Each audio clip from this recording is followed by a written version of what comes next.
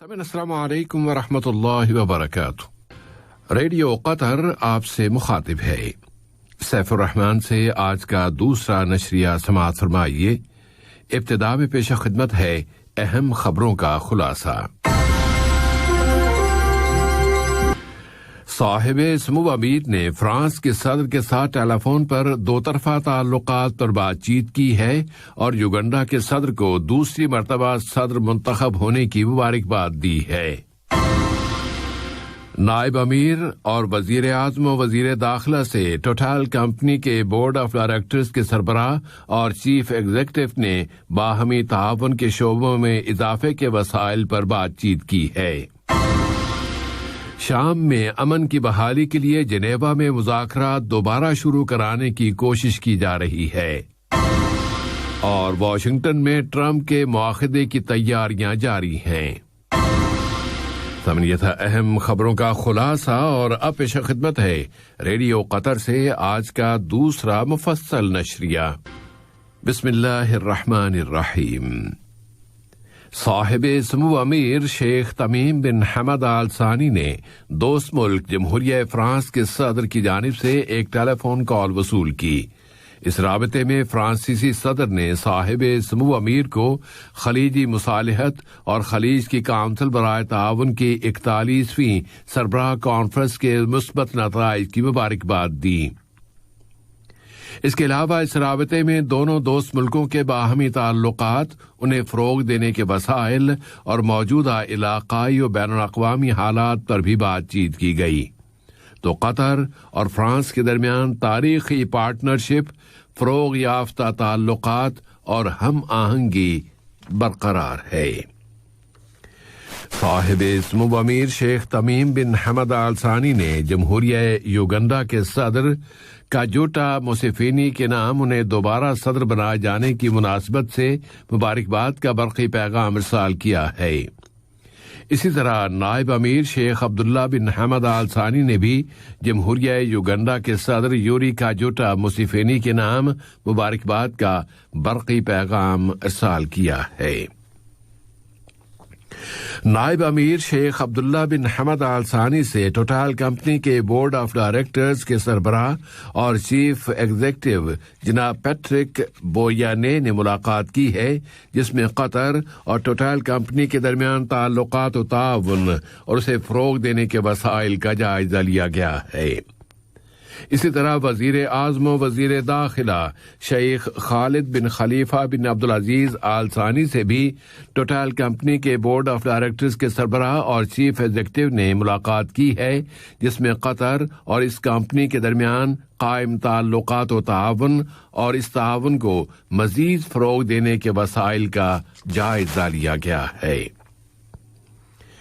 قطر نے برادر ملک سعودی عرب کے شہر ریاض کو نشانہ بنائے جانے کی کوشش کی سخت الفاظ میں مذمت کی ہے اور کہا ہے کہ یہ سول باشندوں کے خلاف ایک خطرناک عمل ہے جو بین الاقوامی روایات اور قوانین کی کھلی خلاف ورزی ہے۔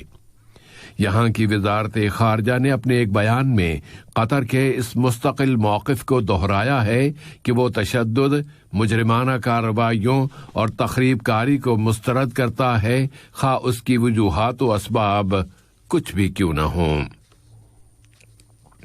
تعلیم کے عالمی دن کے موقع پر تعلیم سب سے بالا فاؤنڈیشن نے تعلیم کے شعبے کے فیصلہ سازوں اور دانشوروں کو مجازی کانفرنس کے ذریعے جمع کیا ہے تاکہ وہ کووڈ-19 کے تباہ کن اثرات کے بعد تعلیم کی بحالی کے طریقوں پر غور کر سکیں۔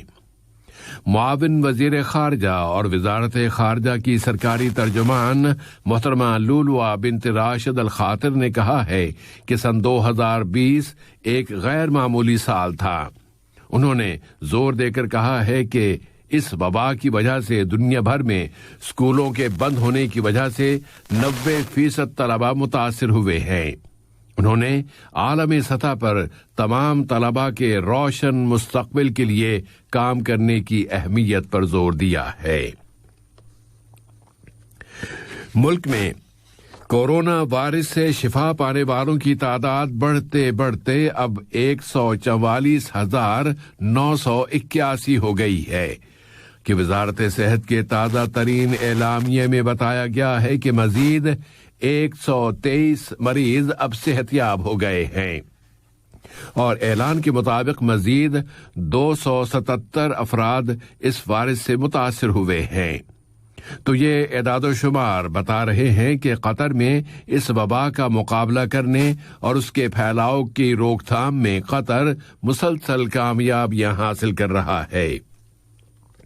اس وبا پر قابو پانے کے لیے قطر کی کامیابیوں کا ہی یہ نتیجہ ہے کہ حمد میڈیکل کارپوریشن نے فوری طبی مشاورت کی سروس کی کامیابی پر ایک تقریب کا انعقاد کیا ہے۔ اس عالمی وبا کے شروع ہوتے ہی اس سروس کا آغاز کر دیا گیا تھا تاکہ مریض فوری طور پر اس سروس کے ذریعے ڈاکٹروں کے ساتھ اپنی بیماری کے بارے میں صلاح و مشورہ کرتے ہوئے ان سے علاج کرا سکے کہ اس وقت آؤٹ پیشنٹ ڈپارٹمنٹ میں مریضوں کی چیک اپ بند کر دی گئی تھی۔ دراصل وبائی بیماریوں سے متعلق کابینہ کے ایک فیصلے اور ملک میں کورونا وائرس کے پھیلاؤ کی روک تھام کے لیے کیے جانے والے اقدامات کی بنیاد پر ملک کے متعلقہ اداروں نے مزید 175 اشخاص کو پبلک پراسیکیوشن کے حوالے کر دیا ہے کہ انہوں نے ان مقامات پر فیس ماسک کا استعمال نہیں کیا تھا جہاں اس کا استعمال لازمی ہے۔ عالمی سطح پر دیکھا جائے تو صورتحال یہ ہے کہ اس وقت دنیا میں نووا کورونا وائرس سے متاثر ہونے والوں کی تعداد 100 ملین کے قریب ہو گئی ہے۔ امریکہ میں وائٹ ہاؤس نے اعلان کر دیا ہے کہ امریکی صدر جو بائیڈن کچھ ملکوں کے غیر امریکی باشندوں کی امریکہ آمد پر دوبارہ پابندی عائد کرنے والے ہیں اور یہ پابندی اس وائرس کی روک تھام کے لیے نئی امریکی انتظامیہ کے ایک منصوبے کا حصہ ہے۔ عراق کے متعدد اضلاع میں آج عراقی عوامی جتھا فورس الحشد الشعبی کے 11 عناصر کی لاشیں اٹھائی گئی ہیں۔ ان عناصر کو ایک کمین گاہ کے ذریعے قتل کر دیا گیا تھا اور اس قتل کی ذمہ داری داعش تنظیم پر عائد کی گئی تھی۔ یہ واقعہ ضلع صلاح الدین کے مرکزی شہر تکریت کے مشرق میں پیش آیا تھا اور اس میں قتل کے لیے ہلکے ہتھیار استعمال کیے گئے تھے۔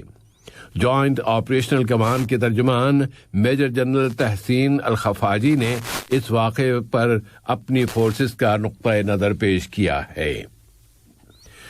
شام سے متعلق جنیوا میں امن مذاکرات دوبارہ شروع کرانے کی ایک کوشش میں شامی حکومت کے مذاکرات کار اور حزب اختلاف کے رہنما آج جنیوا میں جمع ہو رہے ہیں تاکہ ملک کے نئے دستور اور آئین کے بارے میں مذاکرات کا 5واں دور شروع کر سکیں اور اس طرح شام میں گزشتہ کئی سالوں سے جاری تباہ کن کشمکش کا خاتمہ ہو سکے۔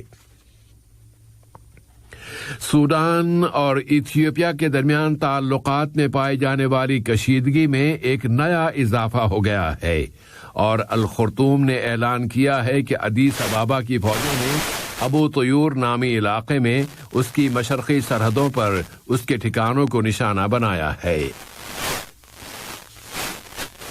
ترکی اور یونان بحر روم کے مشرقی علاقے میں تیل اور گیس کی تلاش کے بارے میں اپنے اختلافات کو ختم کرانے کے لیے اپنی بات چیت دوبارہ شروع کر رہے ہیں، جبکہ معاہدہ شمالی اوقیانوس نیٹو کے ان دونوں ممبر ملکوں کے درمیان ایک بحران کے نتیجے میں اختلافات کی ایک بڑی خلیج حائل ہو چکی ہے۔ یہ بات چیت ترکی کے صدر رجب طیب ایردوان کی اس بڑی مہم کا ایک حصہ ہے جس کے ذریعے وہ چاہتے ہیں کہ یورپی یونین کے ساتھ تعلقات میں قائم کشیدگی میں کمی لائی جائے۔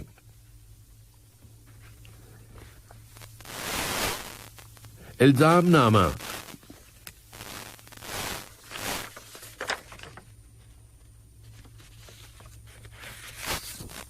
اب امریکہ چلتے ہیں جہاں ریاست انڈیانا کے دارالحکومت انڈیانا پولیس میں ہونے والے فائرنگ کے ایک واقعے میں کم از کم 5 اشخاص ہلاک ہو گئے ہیں۔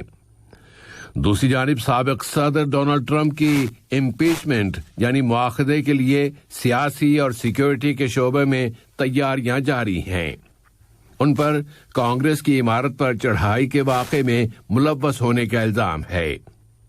خیال یہ ہے کہ ایوان نمائندگان کی اسپیکر نینسی پیلوسی الزام نامہ جس کی ایوان نمائندگان میں منظوری دی جا چکی ہے آج امریکی سینٹ کو روانہ کریں گی.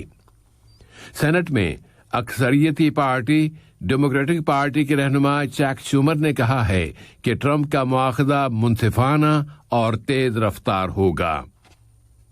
صدر جو بائیڈن کی انتظامیہ اپنے آپ کو ڈونلڈ ٹرمپ کے اس مواخذے اور امپیچمنٹ کی کارروائی سے دور رکھنے کی کوشش کر رہی ہے اور وائٹ ہاؤس کے ملازمین کے چیف رون کلن نے کہا ہے کہ صدر بائیڈن ٹرمپ کی امپیچمنٹ کی تفصیلات کے تعین کا کام کانگریس کے ممبران پر ہی چھوڑ دیں گے اور وہ اس قضیے میں کوئی مداخلت نہیں کریں گے. واشنگٹن میں حملوں کے خوف سے اس وقت بھی فوج کی بڑی تعداد وہاں تعینات ہے. ریپبلکن پارٹی نے اس مواخذے کو مسترد کرتے ہوئے انتقام کا اشارہ دیا ہے جبکہ ڈیموکریٹک پارٹی کا کہنا ہے کہ پروسیکیوشن یعنی استغاثہ کے پاس کیپٹل یعنی کانگریس کی عمارت پر چڑھائی کے واقعے کی مکمل فائل موجود ہے.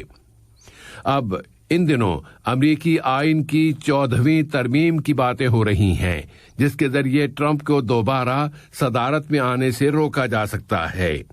یہ 14ویں ترمیم سن 1868 میں منظور کی گئی تھی اور اس میں کہا گیا ہے کہ ایسا کوئی بھی شخص سینیٹر یا ایوان نمائندگان کا رکن حتیٰ کہ کسی بھی سرکاری عہدے کا اہل نہیں ہو سکتا جس نے حلف اٹھانے کے بعد کسی بغاوت یا آئین کے خلاف کیے جانے والے کسی کام میں حصہ لیا ہو یا اس کام میں مدد کی ہو یا اس کے دشمنوں کی تائید و حمایت کی ہو. اس ترمیم میں کانگریس کو یہ اختیار دیا گیا ہے کہ وہ دونوں ایوانوں میں 2/3 اکثریت کی حمایت سے متعلقہ شخص کو اس کے عہدے سے ہٹا سکتی ہے. آج کا یہ نشریہ ختم ہونے سے قبل اہم خبروں کا خلاصہ ایک مرتبہ پھر سماعت فرما لیجیے.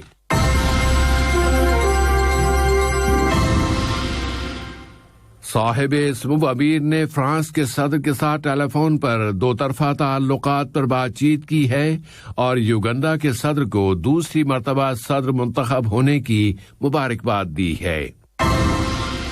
نائب امیر اور وزیر اعظم و وزیر داخلہ سے ٹوٹال کمپنی کے بورڈ آف ڈائریکٹرز کے سربراہ اور چیف ایگزیکٹو نے باہمی تعاون کے شعبوں میں اضافے کے وسائل پر بات چیت کی ہے.